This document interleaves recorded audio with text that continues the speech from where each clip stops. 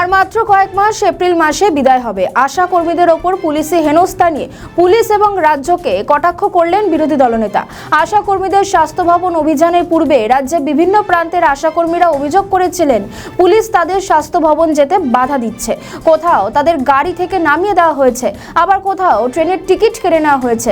রাজ্য সরকার এবং পুলিশকে কটাক্ষ করলেন রাজ্যের বিরোধী দলনেতা শুভেন্দু অধিকারী। তিনি আরও কি বলেছেন শুনুন।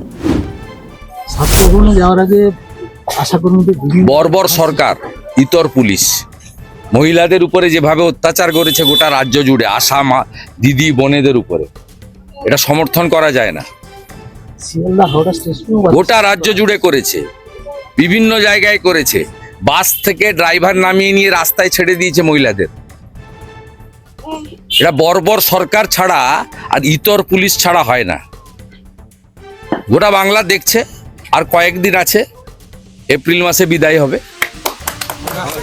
আমাদের ভিডিও ভালো লাগলে লাইক ও শেয়ার করুন, কমেন্ট সেকশনে আপনাদের মতামত জানান। আরও ভিডিও পেতে আমাদের চ্যানেলটিকে সাবস্ক্রাইব করুন এবং প্রতি মুহূর্তে খবরের আপডেট পেতে প্রেস করুন বেল আইকন।